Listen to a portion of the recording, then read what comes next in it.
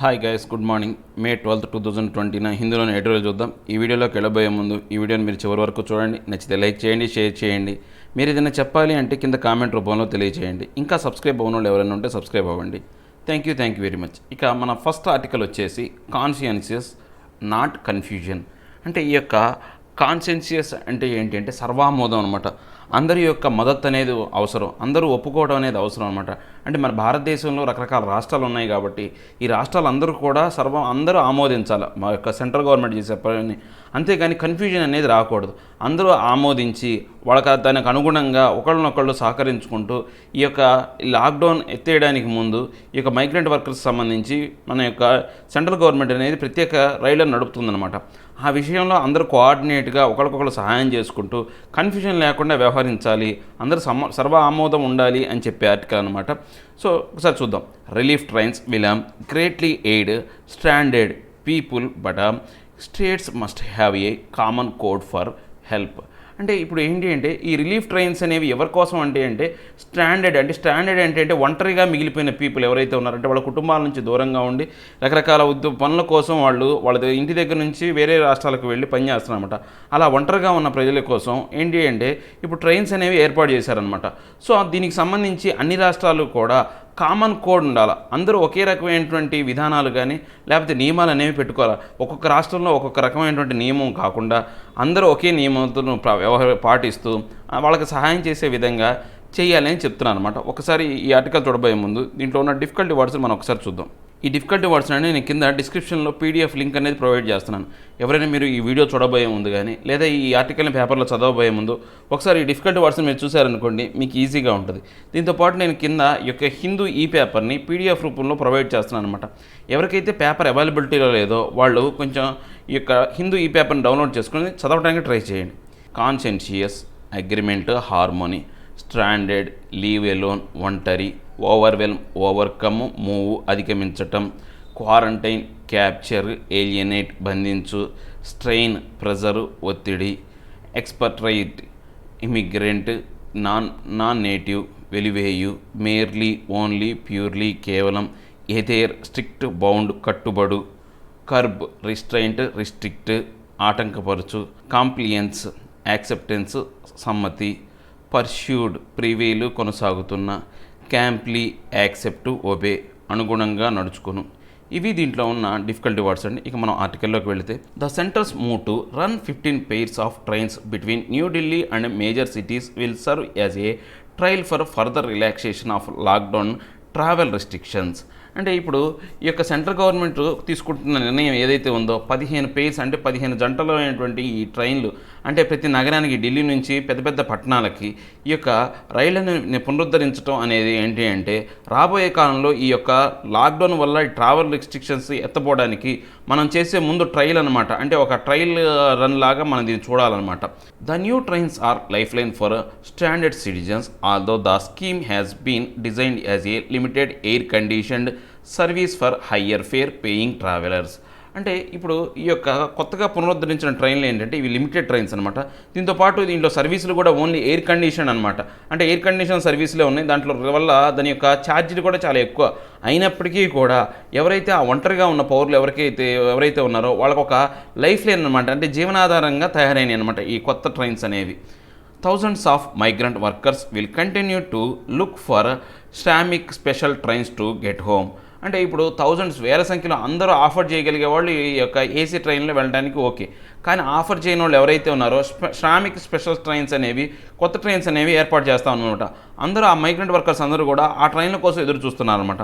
There are multiple challenges to operating trains in the transmission of the novel corona virus is rising. అంటే ఇప్పుడు మనకి ఏంటంటే దీనివల్ల రకరకాల సవాళ్ళు ఎదురయ్యే విధంగా ఉందన్నమాట. ఎందుకని ఈ యొక్క నావెల్ కరోనా వైరస్ అనేది చాలా ఎక్కువ మొత్తంలో ట్రాన్స్మిషన్ అవుతుంది. ఇప్పుడు మన భారతదేశంలో మంచి రైజింగ్లో ఉందన్నమాట ఈ వ్యాధి అనేది.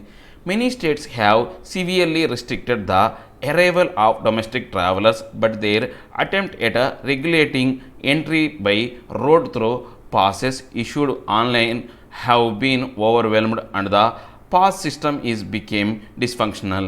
అంటే ఇప్పుడు చాలా వరకు రాష్ట్రాలు అనేవి కూడా ఈ యొక్క డొమెస్టిక్ ట్రావెలర్స్ అంటే ఒక రాష్ట్రం నుంచి ఒక రాష్ట్రం కావచ్చు, లేకపోతే అదే రాష్ట్రంలో ఒక జిల్లా నుంచి ఒక జిల్లాకి వెళ్ళడాన్ని చాలా వరకు రిస్ట్రిక్షన్లో పెట్టారనమాట. ఎవరైనా కొంతమంది రావాలి అంటే కొన్ని పాసుల రూపంలో వాళ్ళు రావాలని చెప్పేసి పర్మిషన్లు ఇచ్చారు. కానీ ఆ పాసులు కూడా ఒకసారిగా పెరిగిపోవడం వల్ల ఇప్పుడు పూర్తిగా ఏమైంది, ఆ పాసులు కూడా ఉపయోగం లేకుండా తయారయ్యారనమాట. సో ఒకసారి పాసులు అనేవాళ్ళు తీసుకునే వాళ్ళు ఎక్కువైపోయారు. సో దానివల్ల ఏమైంది, ఆ పాసులను కూడా రద్దు చేశారనమాట. ఆ పాసులు కూడా ఏం ఉపయోగం లేకుండా పోయింది. Quarantine facilities have come under strain and cases of expertise testing positive as in Kerala have added to their worries. అంటే ఇప్పుడు ఈ యొక్క క్వారంటైన్ అనమాట. ఈ యొక్క క్వారంటైన్ అంటే ఏంటి, నిర్బంధానికి సంబంధించిన ఫెసిలిటీస్ అనేవి కూడా చాలా వరకు ఒత్తిడికి గురవుతున్నాయి అనమాట. ఎందుకని, ఈ యొక్క ఎక్స్పాట్రియేట్స్ అంటే ఈ యొక్క ఇమిగ్రెంట్స్ వేరే రాష్ట్రాలకు సంబంధించిన వాళ్ళు ఎవరైతే ఉన్నారో వాళ్ళకి ఎక్కువగా టెస్టింగ్ పాజిటివ్ రావటం వల్ల ఈ కేరళలో ఉన్న పరిస్థితి ఏదైతే ఉందో, అంటే ఆ రాష్ట్రంలో లేకపోయినప్పటికీ ఆ రాష్ట్రానికి వచ్చే ఇతర పౌరులు ఎవరైతే ఉన్నారో వాళ్ళకి ఈ యొక్క కౌంట్ ఎక్కువ ఉండేసరికలా ఆ క్వారంటైన్ సెంటర్స్ అన్నీ కూడా ఎక్కువగా ఒత్తిడికి గురవుతున్నాయి. స్ట్రెయిన్ అంటే ఏంటంటే ఒత్తిడికి గురవుతున్నాయి అనమాట. అంటే ఇదే ఇప్పుడు ప్రస్తుతానికి అందరినీ ఆనందోళన కలిగించే విషయం అనమాట. ఎందుకని వేరే రాష్ట్రాల నుంచి వచ్చే వాళ్ళ సౌకర్యాలు కలిగించడం అనేది కష్టమవుతుంది ఆ రాష్ట్రాలకి. Telangana does not favour resumption off passenger trains. అంటే ఇప్పుడు ఈ తెలంగాణ గవర్నమెంట్ ఏదైతే ఉందో, కేసీఆర్ గవర్నమెంట్ ఈ యొక్క ప్యాసింజర్ ట్రైన్ని తిరిగి పునరుద్ధరించడం అనే దానికి వాళ్ళు ఫేవర్గా లేరన్నమాట, దానికి వ్యతిరేకంగా ఉన్నారన్నమాట. Karnataka wants A compulsory 14-day institutional quarantine for travellers. Karnataka ఇంకా ఏం చెప్పిందంటే 14 రోజుల పాటు ఇన్స్టిట్యూషనల్ క్వారంటైన్ అనమాట. ఎవరైతే ఈ యొక్క ట్రావెల్ చేసుకుంటూ వాళ్ళ రాష్ట్రానికి వచ్చారో వాళ్ళని ఖచ్చితంగా 14 రోజుల పాటు వాళ్ళని నిర్బంధానికి గురి చేయాలి, ఇన్స్టిట్యూషనల్గా ఒక నిర్బంధానికి గురి చేయాలని చెప్పేసి వాళ్ళు స్టేట్మెంట్ ఇచ్చారు. While this underscore the high degree of caution that many states want to adopt. అంటే దీన్ని బట్టి మనం చూస్తే అన్ని రాష్ట్రాలు ఎంత జాగ్రత్తగా వ్యవహరిస్తున్నాయో, అంటే ఇప్పుడు వాళ్ళు ఎలాంటి విధానాలను అవలంబిస్తారంటే చాలా కఠినతరమైనటువంటి విధానాలను అవలంబిస్తున్నారన్నమాట ఈ యొక్క వ్యాధిని అరికట్టడం కోసం. ఇటు severely restrict intra state movement. వీళ్ళు ఇంకా ఏంటి అంటే రాష్ట్రాల మధ్య ఏదైతే ఈ యొక్క ట్రావెలింగ్ ఉందో, అంటే ఇప్పుడు మనం తెలంగాణ నుంచి ఆంధ్రప్రదేశ్ కానీ, ఆంధ్రప్రదేశ్ నుంచి తెలంగాణకు కానీ, లేదా ఆంధ్రప్రదేశ్ నుంచి తమిళనాడు కానీ ఇలా వెళ్ళే విధానాన్ని పూర్తిగా వీళ్ళు ఆటంకపరుస్తున్నారన్నమాట, రిస్ట్రిక్ట్ చేస్తున్నారన్నమాట. Kerala more reasonably is asking those coming from other states by road without permission to home quarantine themselves after initially considering institutional monitoring. అంటే కేరళ ఇంకా ఏం చెప్పిందంటే, ఇంకా రీజనబుల్గా ఏం చెప్పారంటే, ఎవరైతే ఆ రాష్ట్రానికి రోడ్లో వస్తారో, వాళ్ళు పర్మిషన్ తీసుకొని వస్తారో వాళ్ళు ఖచ్చితంగా ఎవరైతే ఉన్నారో వాళ్ళే సొంతగా నిర్బంధానికి గురి అవ్వాలన్నమాట. సో దీన్ని అంటే వాళ్ళకు ఇన్స్టిట్యూషనల్గా వాళ్ళు మానిటర్ చేస్తూ ఉంటారు, వచ్చిన వాళ్ళని వీళ్ళు ఈ యొక్క వైద్య పరీక్షల కోసం మానిటర్ చేస్తూ ఉంటారని చెప్పేసి కేరళ గవర్నమెంట్ చెప్పింది. The centre has left such dilemma to be resolved by the states and the Home Ministry standard operating protocol for the relief train service merely orders of passengers to adhere to health protocol prescribed by the destination state or union territory. అంటే ఇప్పుడు ఈ central government అనేది ఈ యొక్క విధానాన్ని అన్నిటికీ కూడా వాళ్ళు ఎటువంటి నిర్దేశకాలు చెప్పలేదు, వచ్చిన వాళ్ళని ఎలా చూసుకోవాలనేది అది వాళ్ళ యొక్క రాష్ట్రాల ఇష్టానికే వదిలేసింది. ఆ సమస్యను వాళ్ళే పరిష్కారం చేసుకోవాలని చెప్పేసి చెప్పింది. ఇంకా ఏంటి అంటే ఈ హోమ్ మినిస్టర్ అనేవాళ్ళు వీళ్ళు ఏదైతే ఈ యొక్క వాళ్ళొక విధానాన్ని ప్రోటోకాల్ అనేదాన్ని ప్రవేశపెట్టారనమాట. ఈ యొక్క ప్యాసింజర్స్ ఎవరైతే ఉన్నారో వాళ్ళ కోసమే ఈ ప్రత్యేకమైన ట్రైన్లు నిర్వహించారు కాబట్టి వాళ్ళు ఖచ్చితంగా ఈ హెల్త్ ప్రోటోకాల్కి ఎథేర్ అంటే ఏంటంటే కట్టుబడి ఉండాలి. మేర్లీ అంటే కేవలం ఆర్డర్స్ ప్యాసింజర్స్ అంటే ఓన్లీ ఆ ప్యాసింజర్లని ఒక ఆర్డర్లో తీసుకురావడం కోసమే వాళ్ళు వేశారు. ఎథేర్ ఏంటంటే కట్టుబడి ఉండాలన్నమాట. హెల్త్ ప్రోటోకాల్ ఏదైతే ఉందో ప్రిస్క్రైబ్డ్ అంటే ఏ రాష్ట్రాలకు వాళ్ళు వెళ్తారో ఆ రాష్ట్రాలకు సంబంధించిన లేదా యూనియన్ టెరిటరీకి సంబంధించినటువంటి ఏదైతే విధానాలు ఉన్నాయో అవి ఖచ్చితంగా వాళ్ళు కట్టుబడి ఉండాలని చెప్పేసి ఈ హోమ్ మినిస్టర్ వాళ్ళు చెప్పారనమాట. As India moves into the last week of the extended lockdown, it is important for states to agree on a standard protocol on how to deal with travelers whose numbers are bound to grow. అంటే మన భారతదేశం అనేది ఇప్పుడు ఈ extended lockdown సంబంధించి last వారంలోకి అడుగు పెట్టిందనమాట. So ఇప్పుడు ఈ యొక్క స్టేట్స్ అన్నీ కూడా ఒక స్టాండర్డ్ ప్రోటోకాల్ ఉండాలి. ఒక్కొక్క రాష్ట్రానికి ఒకటి సపరేట్గా కాకుండా ఈ యొక్క ట్రావెలర్స్ని డీల్ చేయడానికి అన్ని రాష్ట్రాలు ఒకే విధానాన్ని అవలంబించాలి.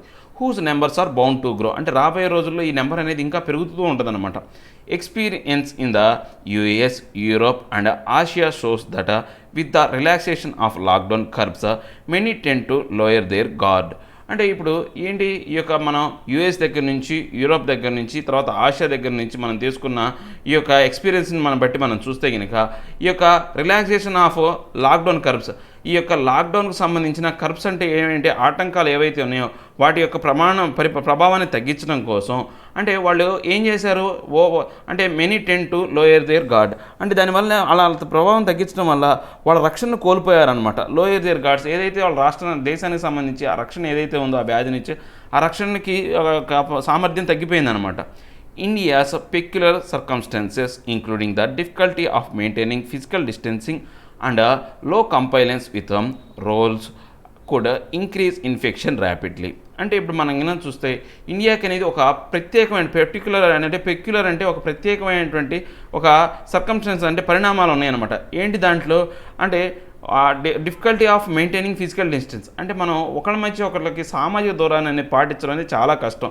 దాంతోపాటు ఏంటంటే లో కంప్లైనెన్స్, అంటే అందరికీ సమ్మతి అయ్యేటువంటి రూల్స్ అనేవి మన భారతదేశంలో పెట్టలేం. ఒక రాష్ట్రానికి నచ్చిన రూల్ ఇంకో రాష్ట్రానికి నచ్చదు. అలాంటి కారణం వల్ల ఈ యొక్క ఇన్ఫెక్షన్ అనేది ఒకసారిగా ర్యాపిడ్గా పెరిగే అవకాశం ఉందన్నమాట. అంటే ఒకసారి ఎక్కువ మొత్తంలో పెరిగే అవకాశం ఉంది ఈ యొక్క ఏ అయితే అంటువ్యాధులు ఉన్నాయో. A system for orderly movement is necessary to relieve the social and economic pressure since the lockdown began. అంటే ఇప్పుడు ఈ యొక్క ఏదైతే లాక్డౌన్ నుంచి మనకు ఈ యొక్క సామాజికపరమైనటువంటి ఈ యొక్క ఆర్థికపరమైనటువంటి ఒత్తిడి అనేది పెరిగిందనమాట. సో మనం ఇప్పుడున్న మూమెంట్లో ఏంటంటే మళ్ళీ దాన్ని ఆ ఒత్తిడిని తగ్గించడం కోసం తిరిగి ఈ సామాజికపరమైనటువంటి ఆర్థికపరమైనటువంటి కార్యకలాపాలు నిర్వహించే విధంగా తీసుకోవాల్సిన టైం వచ్చిందనమాట. Trains and buses are the most affordable ways for those stranded to return home. అంటే ఇప్పుడు ట్రైన్లు కానీ బస్సులు కానీ చాలా వరకు ఉపయోగకరం అనమాట. ఎవరైతే ఈ ఒంటరిగా ఉన్న ప్రయాణికులు ఎవరైతే ఒక మైగ్రెంట్స్ ఉన్నారో వాళ్ళని ఇంటికి పంపించడానికి. And such travel can be facilitated with a safety protocol in place, physical distancing, use of masks and hand washing. అంటే ఇలాంటి ఏవైతే ఉన్నాయో ఇలాంటి విధానం ఏదైతే ఉందో దీంట్లో ముఖ్యంగా వీళ్ళు కొన్ని ముఖ్యమైనటువంటి అంశాలను పాటించాలన్నమాట. ఏంటి సేఫ్టీ ప్రోటోకాల్స్, ఏంటి ఫిజికల్ డిస్టెన్సింగ్, అంటే ఒకళ్ళ మధ్య ఒకళ్ళ దూరాన్ని పాటించడం, దాంతోపాటు మాస్క్ని యూజ్ చేసుకోవాలి. ఆ మాస్కులతో పాటు ఈ హ్యాండ్ వాష్లు ఏవైతే ఉన్నాయో వాటిని కూడా సరిగా వాడాలన్నమాట. Citizens can be persuaded to comply with this if governments have clarity on how they will facilitate train and road travel. అంటే ఇప్పుడు ఈ సిటిజన్స్ అందరూ కూడా ఇప్పుడు ఈ యొక్క పర్సూట్ అంటే ఏంటంటే కొనసాగుతున్న విధానాన్ని అనేది వాళ్ళు ఖచ్చితంగా అర్థం చేసుకోవాలి. ఎలా గవర్నమెంట్ అనేది ఎటువంటి క్లారిటీ ఇస్తుంది, ఈ యొక్క ఎటువంటి ఫెసిలిటీస్ అనేవి ట్రైన్కి సంబంధించి కానీ లేకపోతే ఈ రోడ్ ట్రావెల్కి సంబంధించి కానీ ఎలాంటివి ఇస్తుందో వాళ్ళు అర్థం చేసుకోవాలన్నమాట. At the destination unless medically warranted passengers can self quarantine at home. అంటే ఇప్పుడు వాళ్ళు డెస్టినేషన్ వాళ్ళ యొక్క గమ్యస్థానాన్ని చేరిన తర్వాత ఏదైతే ఈ యొక్క మెడికల్గా సంబంధించి వాళ్ళే ఏంటి అంటే సెల్ఫ్ క్వారంటైన్లోకి వెళ్ళిపోవాలన్నమాట. వాళ్ళ ఇళ్లలోనే వాళ్ళు బయటికి రాకుండా ఉండాలి. This is something that the centre has prescribed even for every mild presymptomatic patients. అంటే ఈ సెంటర్ అనేది ప్రతి ఒక్కరికి చెప్తుందన్నమాట. అంటే మైల్డ్ సిమ్టమ్స్ ఉన్నా కానీ ప్రీ సిమ్టమెటిక్ పేషెంట్స్ ఎవరైతే ఉన్నారో అంటే వ్యాధి రాకముందే ఆ ప్రీ సిమ్టమ్స్ ఏవైతే ఉన్నాయో వాళ్ళందరికీ ఈ యొక్క కేంద్ర ప్రభుత్వం అనేది ఇలాంటి నిర్దేశకాలను ఏర్పరిచిందనమాట. A patchwork of rules and regulations among states will only confuse travellers and generate needless anxiety. అంటే ఇప్పుడు అంటే ఒక విధమైనటువంటి యొక్క ఆమోదం అందరికీ సంబంధించినటువంటి అన్ని రాష్ట్రాలకి సరైనటువంటి రూల్స్ కానీ రెగ్యులేషన్స్ కానీ అందరికీ ఆమోదించదగ్గ రూల్స్ రెగ్యులేషన్స్ లేకపోవటం వల్ల ఏమవుతుందంటే ఈ యొక్క ట్రావెలర్స్లో అంటే ఇటువంటి అంటే పనికిరానటువంటి ఆందోళన అనేది రేకెత్తిచ్చే విధంగా ఉంటుంది. అందరికీ సరిపోయేటువంటి రూల్స్ అండ్ రెగ్యులేషన్స్ అనేవి పాటించాలి అని చెప్తున్నారన్నమాట. ఇక నెక్స్ట్ ఆర్టికల్ వచ్చేసి ఏ వెల్కమ్ చేంజ్, అంటే అందరూ ఆహ్వానించదగ్గ మార్పు అనమాట. ఈ మార్పుని అందరూ ఒప్పుకోవాల్సిన మార్పు అనమాట. ఇది దీనికి సంబంధించిందంటే ఇది మనకు ప్లాస్మా థెరపీ అనే ఒక ట్రీట్మెంట్ ఉందండి. ఎవరైతే పేషెంట్ ఉంటాడో ఆ పేషెంట్ రికవరీ అయిన తర్వాత వాడి బాడీలోంచి ఒక యాంటీజెన్స్ తీసుకొని ఆ యాంటీజెన్స్ని ఏంటి అంటే ఎక్కువ మొత్తంలో తీసుకొని రోగి శరీరంలో ప్రవేశపెట్టడం వల్ల ఆ యాంటీబాడీస్ అంటే యాంటీజెన్స్ కావచ్చు యాంటీబాడీస్ ఏవైతే ఉన్నాయో ఆ యాంటీబాడీస్ అనేవి కూడా పూర్తిగా ఆ యొక్క వ్యాధికి వ్యతిరేకంగా పోరాడి అంటే ఆ యొక్క వ్యాధిగ్రస్తుడిని ఆ వ్యాధి నుంచి బయటపడేస్తాయి అనమాట. ఇది ప్లాస్మా థెరపీ అంటారు. ఇది ఎప్పుడు తీసుకుంటారంటే పేషెంట్ రికవరీ అయిన తర్వాత 28 days తర్వాత తీసుకుంటారనమాట. ఆ టెస్ట్ అనేది బాగా చాలా వరకు మెరుగ్గా ఉంది దాని యొక్క ఫలితాలు అనేవి. అలా ఉన్నప్పుడు ఈ యొక్క ఏదైతే మనకు ఐసీఎంఆర్ అనేది దాన్ని అడాప్ట్ చేసుకోవాలి. ఈ యొక్క అంటే దానికి సర్టిఫైడ్గా ఇవ్వాలి. అందరూ దీన్ని ఓకే చేయొచ్చు, యాక్సెప్ట్ చేయొచ్చు, ఈ యొక్క ట్రీట్మెంట్ని పాటించవచ్చు అనే ఒక పర్మిషన్స్ అనేవి ఇవ్వాలి అని చెప్పే ఆర్టికల్ అనమాట. The pandemic is an ideal opportunity to test the benefit of plasma therapy. ఈ పెండమిక్ అనేది మనందరికీ ఒక ప్రత్యేకమైనటువంటి అవకాశాన్ని కల్పించింది అనమాట. ఏంటి ఈ ప్లాస్మా థెరపీ యొక్క బెనిఫిట్స్ ఏవైతే ఉన్నాయో వాటిని పరీక్షించడానికి మనకు సరైన అవకాశాన్ని కల్పించింది ఈ వ్యాధి అని చెప్తున్నాను అనమాట. ఈ ఆర్టికల్లోకి వెళ్ళబోయే ముందు దీంట్లో ఉన్న డిఫికల్టీ వర్డ్స్ని మనం ఒక్కసారి చూద్దాం. A welcome change, ethics, morals, values, నీతి, మోడరేట్, యావరేజ్, మోడెస్ట్, మీడియం, తీవ్రం కాని, ఫీజిబుల్, ప్రాక్టికబుల్, వర్కబుల్, సాధ్యమైన, కన్సర్న్, వర్రీ, ఆందోళన, ఎఫికసీ, ఎఫెక్టివ్నెస్, అడ్వాంటేజ్, సామర్థ్యము, ఎసర్టైన్, డిస్కవర్, డిటర్మైన్, రూఢీపరచు, ఇన్సిస్టెన్స్, డిమాండ్, డిక్టేట్, పట్టుబట్టడం, కాంట్రాస్ట్, డిఫెన్స్, డిస్సిమిలారిటీ, భేదము, క్యావలియర్, రాయలిస్ట్, రాజ్యసభలో విశేషాధికారాలు కలిగిన వ్యక్తి, ప్రొఫైల్ యాక్సిస్, ప్రివెన్షన్, ప్రొటెక్షన్, రోగనిరోధకత, రిలే, డిపెండ్, లీన్, ఆధారపడు, ఆబ్లిక్, రిక్వైర్, బైండ్, అవసరము. ఇవి దీంట్లో ఉన్న డిఫికల్టీ వర్డ్స్ అండి. ఇక మనం ఆర్టికల్లోకి వెళితే, with the ethics committee approval in hand on May 8th, the ICMR cleared the last hurdle to conduct a multicentric phase 2 trial using the convalescent plasma on COVID-19 patients with a moderate illness. అంటే ఇప్పుడు ఈ యొక్క ethics committee అనమాట, అంటే ఈ యొక్క నీతికి సంబంధించి ఈ యొక్క ఏదైతే ఈ యొక్క అంశ ధర్మానికి సంబంధించినటువంటి ఒక కమిటీ ఏదైతే ఉందో అది ఏంటంటే ఒక అప్రూవల్ ఇచ్చిందనమాట May 8th. దీనికి సంబంధించి ఈ ICMR అనేది ఈ యొక్క మల్టీసెంట్రిక్ ఫేజ్ 2 అనేది అంటే ఈ ప్లాస్మా థెరపీకి సంబంధించి రెండో భాగంగా ఈ యొక్క టెస్టింగ్ అనే దానికి సంబంధించి వీళ్ళు ఒక పర్మిషన్లు ఇచ్చారనమాట. ఎవరైతే మోడరేట్ ఇల్నెస్ ఉంటారో అంటే తీవ్రంగా లేని రోగులకి ఈ యొక్క థెరపీ ద్వారా ఇల్నెస్ని చేయొచ్చు, అంటే వాళ్ళని స్వస్థత చేకూర్చవచ్చు అని చెప్పేసి వాళ్ళు ఒక ట్రయల్ వాళ్ళ పర్మిషన్ అనేది ఇచ్చారు ఈ COVID-19 పేషెంట్కి సంబంధించి. It's 3 feasibility studies in about 20 severely ill patients found the therapy to be safe and able to resolve illness or improve the clinical symptoms. అంటే ఇప్పుడు ఏవైతే ఒక 3 feasible అంటే యొక్క 3 సాధ్యం, ఫీజిబిలిటీ అంటే ఏంటంటే సాధ్యమయ్యే ఒక విధానం అనేది ఒక దీని మీద అధ్యయనం అనేది జరిగిందనమాట. ఎట్లా 20 మంది ఏవైతే ఉన్నారో సివియర్గా ఇల్లైన పేషెంట్కి సంబంధించి వాళ్ళకి ఈ థెరపీని చేయటం వల్ల వాళ్ళు చాలా అంటే ఆరోగ్యంగా బయటపడ్డారన్నమాట, ఆ వ్యాధి నుంచి బయటపడ్డారు. సో ఈ యొక్క క్లినికల్ సిమ్టమ్స్లో కూడా వాళ్ళకి ఏంటంటే మెరుగైనటువంటి చికిత్స అందిందనమాట, మెరుగైన విధానం అనేది వాళ్ళకి ఏర్పడింది. Since safety of convergent plasma from people who have recovered from COVID-19 illness is not a huge concern. The first stage of the human clinical trials has been skipped. The ICMR will instead study plasma safety and efficacy in a phase 2 trial with 452 patients. అంటే ఇప్పుడు ఈ యొక్క first ఈ యొక్క plasma థెరపీకి సంబంధించి ఏదైతే ఉందో దీనివల్ల ఇబ్బందులు వస్తాయనే అంశం అనేది అది మనకు ఇప్పుడు మనం పెద్దగా ఆలోచించాల్సినటువంటి ఆందోళన పడాల్సిన అంశం కాదనమాట. ఇప్పుడు మనం కనుక చూసుకుంటే ఈ ట్రయల్స్ అన్ని స్కిప్ చేసి ICMR అనేది వీటికి బదులుగా ఏం చేసిందంటే కొత్త ప్లాస్మా సేఫ్టీ థెరపీ అనే ఒక ఎఫిషియన్సీ దాని యొక్క సామర్థ్యాన్ని పరీక్షించడం కోసం ఫేజ్ 2 ట్రయల్స్ అనే దాన్ని ఒక 452 పేషెంట్ల మీద ప్రయోగించాలని చూస్తుందన్నమాట. అంటే ఆల్రెడీ సక్సెస్ చాలా వరకు సక్సెస్ ఉన్నప్పటికీ కూడా ఈ యొక్క ట్రయల్స్లోకి వెళ్ళాలని మళ్ళీ చూస్తుందన్నమాట.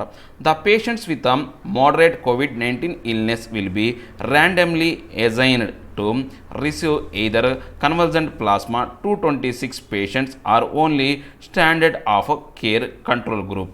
అంటే ఇప్పుడు దీనికి సంబంధించి ఈ COVID-19 మోడరేట్గా అంటే వ్యాధి తీవ్రత ఎక్కువగా లేని వాళ్ళు ఒక మాదిరిగా ఉన్నటువంటి ఈ యొక్క COVID-19 పేషెంట్లు ఏం చేస్తారంటే ర్యాండమ్గా తీసుకొని 226 పేషెంట్స్నేమో ఈ యొక్క కన్వర్జెంట్ ప్లాస్మా థెరపీ ద్వారా చూపిస్తారు.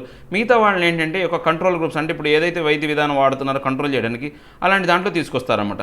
The primary outcomes of the trial in 21 hospitals that will be studied include prevention of illness from progressing to severe form. అంటే ఇప్పుడు ఈ యొక్క ఫస్ట్ ట్రయల్ అనేది ప్రైమరీగా దీనికి సంబంధించి ట్రయల్స్ అనేవి 21 హాస్పిటల్లో జరిగినాయి అనమాట. దీంట్లో ఫస్ట్ ఏంటంటే ఈ యొక్క వ్యాధిని ప్రివెంట్ చేయడానికి సంబంధించి, తర్వాత ఈ యొక్క ప్రోగ్రెసింగ్ అంటే అది తీవ్రతరం కానికుండా చేయడానికి సంబంధించి వీళ్ళు ట్రయల్స్ చేశారు. And evidence of deaths from all cases at 28 days after plasma infusion. దాంతోపాటు ఏంటి అంటే ఈ యొక్క మరణాలను కూడా వాళ్ళు చాలా వరకు ఈ కేసుల్లో నుండి మరణాలను కూడా ఆపేశారనమాట. ఎప్పుడు ఈ యొక్క ప్లాస్మా అనేది వాళ్ళ బాడీలోకి ఇన్ఫ్యూజ్ చేసిన తర్వాత, దాన్ని వాళ్ళ బాడీలోకి ప్రవేశపెట్టిన తర్వాత ఏదైతే ఒక 28 రోజుల వరకు అక్కడ మరణాలు అనేవి లేవు. And the key secondary outcome will include resolution of symptoms, reduction in hospital stay and respiratory support. అంటే ఇది మనం ప్రైమరీగా మనం చూస్తే ఫస్ట్ ఏం చేశారో ఆ వ్యాధిని అంటే దాన్ని నిర్మూలించారు, రాకుండా దాదాపు వరకు ప్రివెన్షన్ చేశారు. దాంతోపాటు ఏంటి సివియర్గా ఉన్న దాన్ని మారకుండా అంటే నార్మల్ స్టేజ్ నుంచి దాన్ని సివియర్ స్టేజ్లోకి మారకుండా చేశారు. కొంతవరకు మరణాలు అనేవి ఒక ప్లాస్మా ఇన్ఫ్యూషన్ జరిగిన తర్వాత 28 రోజుల వరకు మరణం కాకుండా చూశారనమాట. సో ఇంకా మన సెకండరీ సిమ్టమ్స్ కింద ఏంటి అంటే వీళ్ళు ఏం చేయాలి అంటే ఏవైతే సిమ్టమ్స్ ఏవైతే ఉన్నాయో వాటిని తగ్గించాలి. వాటితో పాటు ఒక హాస్పిటల్లో ఎక్కువ కాలం రోగి అనేది ఉండకుండా తొందరగానే డిశ్చార్జ్ చేసే విధంగా అంటే ఎక్కువ కాలం హాస్పిటల్ స్టే లేకుండా చూడాలి. దాంతోపాటు వాళ్ళకు రెస్పిరేటరీ సపోర్ట్ అనమాట, అంటే వాళ్ళకు శ్వాసకోశమైనటువంటి ఈ సహాయం అనేది అందించిందనమాట ఈ థెరపీ అనేది. Plasma will be collected from donors 28 days after they make a complete recovery from illness are symptom free and have more than the required level of antibodies against the novel coronavirus. అంటే ఇంకా ఈ plasma అనేది ఎలా తీసుకున్నారంటే ఎవరైతే recovery పేషెంట్లు ఉన్నారో వాళ్ళు రికవరీ అయినటువంటి 28 రోజుల తర్వాత తీసుకున్నారు, లేకపోతే ఈ సిమ్టమ్స్ లేకుండా సిమ్టమ్స్ ఫ్రీగా ఉన్న వాళ్ళు ఎవరైతే ఉన్నారో వాళ్ళ దగ్గర నుంచి తీసుకున్నారు. తర్వాత ఈ యాంటీబాడీస్ ఎగనెస్ట్గా నావల్ కరోనా వైరస్ సంబంధించి ఈ యాంటీబాడీస్ ఏవైతే ఉన్నాయో వాళ్ళు ఎక్కువ మొత్తంలో ఉన్న వాళ్ళ దగ్గర నుంచి తీసుకున్నారు అనమాట. Molecular and also other routine test will be done before plasma use.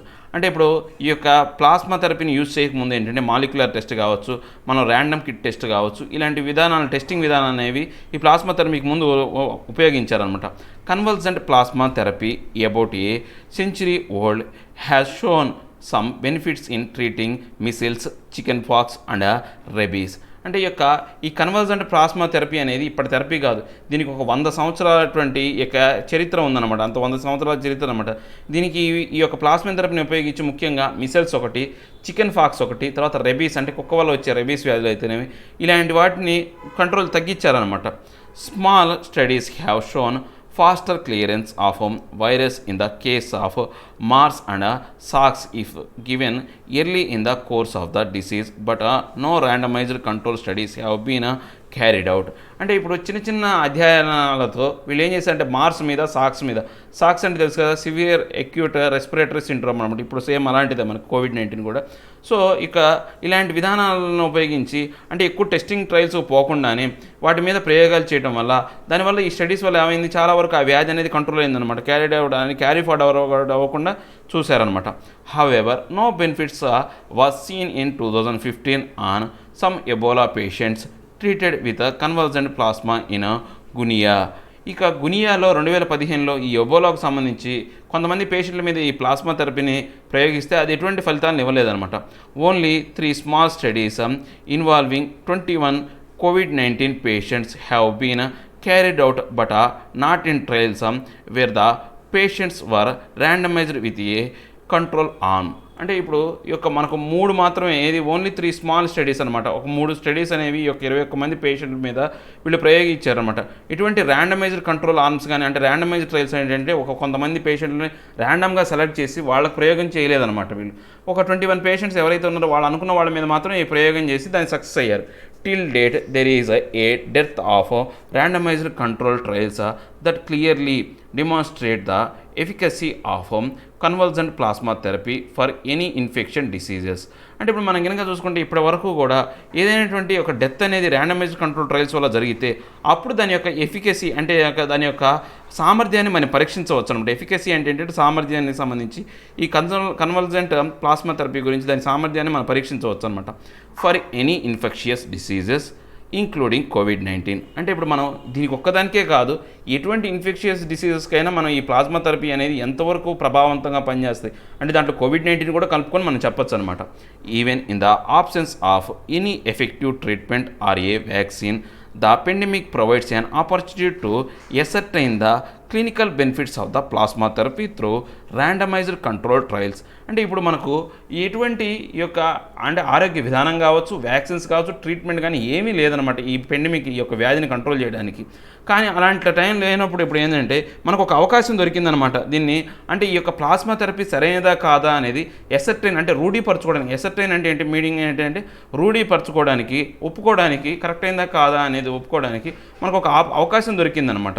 The US FDA and India have thus approved the use of plasma from recovered COVID-19 patients only for trial purposes. అంటే మనకు యుఎస్కు సంబంధించిన food and drug authority కావచ్చు, లేకపోతే మన యొక్క ఇండియాకు సంబంధించినటువంటి ICMR కాకపోయినా కానీ ఈ యొక్క ఇండియాకు సంబంధించినటువంటి ఈ యొక్క ఏదైతే ఉందో పూర్తి కూడా ఈ ప్లాస్మా రికవరీకి సంబంధించి కోవిడ్-19 పేషెంట్లకి ట్రయల్ పర్పస్ కింద దీన్ని ఒప్పుకున్నారన్నమాట. అంటే వాళ్ళు అన్ని అప్రూవల్ ఇచ్చేశారు.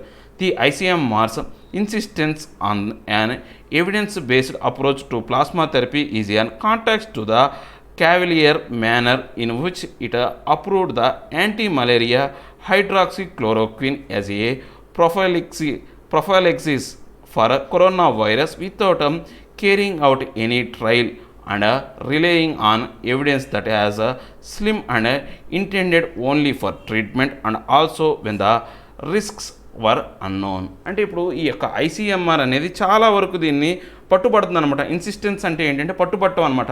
దేనికోసం ఈ యొక్క ప్లాస్మా థెరపీకి సంబంధించి క్లినికల్ ట్రయల్స్ ఏవైతే ఉన్నో ర్యాండమైజ్డ్ ట్రయల్స్ కావాలని చెప్పేసి పట్టుబడుతుంది అనమాట. ఈ విధానం అనేది పూర్తిగా భేదంగా ఉందన్నమాట.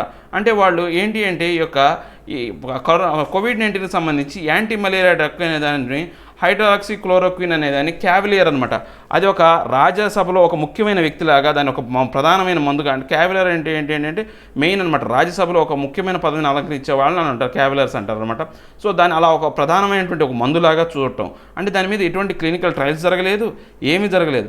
అది చాలా చిన్న అంటే వాళ్ళ యొక్క స్లిమ్ అండ్ ఇంటెండెడ్ ఓన్లీ, అంటే చిన్న ట్రీట్మెంట్లో అదేదో కొంచెం ఫలితాన్ని ఇచ్చేసరికి దాన్ని చాలా గొప్పగా చెప్పారనమాట. అంటే దానివల్ల ఎంతవరకు రిస్క్ ఉంది అనేది, ఎంతవరకు ప్రమాదం ఉందనేది ఎవరికి తెలియదు. అయినా దాన్ని ఏం చేశారు, ICMR అనేవాళ్ళు యాక్సెప్ట్ చేశారు.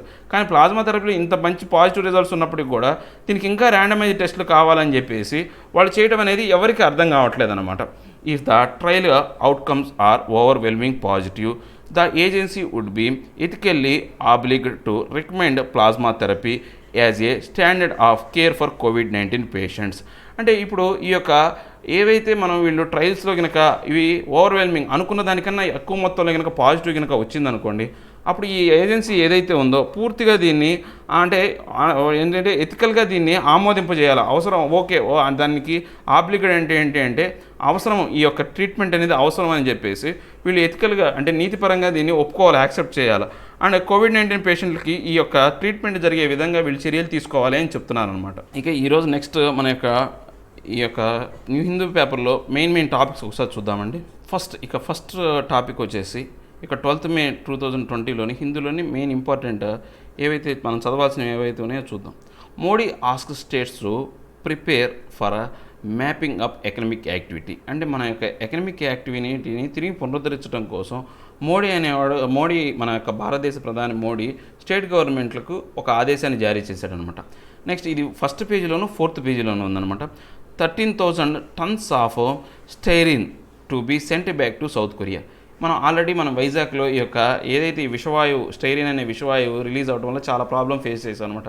ఒక 13,000 టన్నులు ఇప్పుడున్న పరిస్థితుల్లో ప్రొడక్షన్ అనేది జరగకపోవచ్చు కాబట్టి ఆ ఒక 13,000 టన్నుల ఈ యొక్క స్టైరిన్ అనే ఈ యొక్క గ్యాస్ని, అంటే లిక్విడ్ ఫామ్లో ఉన్నటువంటి గ్యాస్ని రిటర్న్ చేయాలని చెప్పేసి సౌత్ కొరియాకి రిటర్న్ చేస్తున్నారు అనమాట. ఇది ఫస్ట్ పేజీలో ఉంది. Equal freedom and forced labour, ఇది 6th పేజీలో ఉన్న ఆర్టికల్ అండి. అంటే అందరికీ సమానమైన స్వేచ్ఛ కావాలా, కానీ దాంట్లో బలవంతమైనటువంటి ఈ యొక్క లేబర్ విధానం ఏదైతే కార్మిక చట్టాలు అనేవి తీసుకొస్తున్నారో అది కరెక్ట్ కాదని చెప్తున్నాను అనమాట. మనకు ఈక్వల్ ఫ్రీడమ్ ఇచ్చినప్పుడు కార్మిక చట్టాలు అనేటువంటి అంటే బలవంతమైనటువంటి కార్మిక చట్టాలు ఉండకూడదన్నమాట. Playing out live a narrative of discrimination, అంటే ఇప్పుడు మనకు ఈ యొక్క జీవితాలతో ఆడుకోవటం అనేది ఏదైతే ఉందో అది ఎలా ఉంది అంటే డిస్క్రిమినేషన్ చూపించినట్టు ఉంది. ఇప్పుడు అంతే కదా, ఇప్పుడు మనం మైగ్రెంట్ వర్కర్స్ యొక్క జీవితాలతో ఆడుకుంటున్నాం అంటే మనం ఒకళ్ళ మీద ఒక ఏదైతే ఒక వర్గం మీద మనం వివక్షత చూపించే విధంగా ఉందని చెప్పి ఆర్టికల్ అనమాట. ఇది కూడా 6th పేజీలోనే ఉంది. లీగల్ బట్ నాట్ అప్రాప్రియేట్, ఇది లీగల్ అయినప్పటికీ కూడా ఆమోదించదగ్గ విషయం కాదు. దీనికి సంబంధించి మైగ్రెంట్ వర్కర్లపై గవర్నమెంట్ తీసుకుంటున్న మైగ్రెంట్ లేబర్ యొక్క చట్టాల మీద అది ఇప్పుడు లీగల్ అయినప్పటికీ కూడా ఆమోదించదగింది మాత్రం కాదనమాట. ఇప్పుడు ఉన్న పొజిషన్లో సరిపోయే యొక్క విధానం కాదని చెప్పేసి ఏది లేబర్ చట్టాల్లో మార్పులు తీసుకురావడం అనేది దానికి సంబంధించింది ఇది ఒక 7th పేజీలో ఉంది. The need for a second chamber, అంటే ఇప్పుడు మనకు ఇంకో ఛాంబర్ అనేది అవసరం, need for a second chamber అనేది. ఇది యాక్చువల్గా దేనికి సంబంధించిందంటే ఈ యొక్క యూరో కరెన్సీ యొక్క యూరోపియన్ కంట్రీస్ సంబంధించిన ఆర్టికల్ అండి. ఇది మనకు ఇంటర్నేషనల్ అఫైర్స్లో ఇంపార్టెంట్. నెక్స్ట్ 7th వన్ వచ్చేసి Aarogya Setu data protocol norms issued, అంటే ఈ ఆరోగ్య సేతు యాప్ అనేది సేఫ్ యాప్ కాదు, దీనివల్ల ప్రాబ్లమ్స్ వస్తాయని ఇంతకాలం మనం ఏదైతే చెప్పుకుంటున్నామో దానికి సంబంధించి వాళ్ళు ఒక ఇన్ఫర్మేషన్ అనేది రిలీజ్ చేశారనమాట. NAL makes ventilator for non ICU COVID-19 cases. ఈ యొక్క మన భారతదేశం సంబంధించినటువంటి ఎన్ఏఎల్ అనేది ఈ యొక్క వెంటిలేటర్స్ అనేది తయారు చేసిందనమాట. ఎవరు నాన్ ఐసీయూ పేషెంట్ కోవిడ్-19 వాళ్ళకి సంబంధించి వెంటిలేటర్స్ తయారు చేశారనమాట. Lower skilled workers at greater risk of dying due to virus study. అంటే ఇప్పుడు మనకు ఈ యొక్క లోయర్ స్కిల్డ్ అంటే ఈ యొక్క మైగ్రెంట్ వర్కర్స్ అనే చెప్పాలి. స్కిల్డ్ అన్స్కిల్డ్ పీపుల్ అంటాం మనం. లోయర్ స్కిల్డ్ లేదా తక్కువ సామర్థ్యం కలిగిన వ్యక్తులు ఎవరైతే ఉన్నారో, అంటే చిన్న చిన్న పనులు చేసుకునే వాళ్ళు ఎవరైతే ఉన్నారో, డ్రైవర్లు కావచ్చు, లేకపోతే ఆటో వర్కర్లు కావచ్చు, లేకపోతే ఈ యొక్క మైగ్రెంట్ వర్కర్స్ కావచ్చు, రోజువారీ కూలీలు కావచ్చు, వాళ్ళే ఈ యొక్క కోవిడ్-19 వల్ల ఎక్కువ ప్రభావితం పడే అవకాశం ఉంది, ఎక్కువగా ప్రభావితులు అవుతున్నారు ఆ కోవిడ్-19కి అని ఒక స్టడీ అనేది చెప్పిందనమాట. ఆ స్టడీకి సంబంధించిన 12th పేజీలో ఉందండి. With oil price crash and COVID-19 Saudi Arabia కన్ఫ్రంట్స్ double crisis.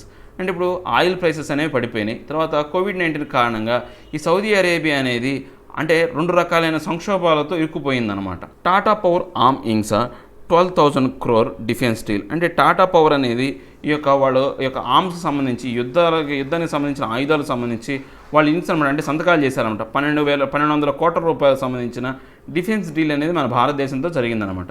ఇది 13th పేజీలో ఉందండి. ఇవండి ఈరోజు నా 2 ఆర్టికల్స్ ప్లస్ టోటల్ హిందూలోని ఇంపార్టెంట్ టాపిక్ ఎక్స్ప్లెనేషన్. నా ఎక్స్ప్లెనేషన్ మీకు నచ్చినట్లయితే లైక్ చేయండి, షేర్ చేయండి. మీరు ఏదైనా చెప్పాలి అనుకుంటే కింద కామెంట్ రూపంలో తెలియచేయండి. ఇంకా సబ్స్క్రైబ్ అవ్వని వాళ్ళు ఎవరైనా ఉంటే సబ్స్క్రైబ్ అవ్వండి. Thank you very much.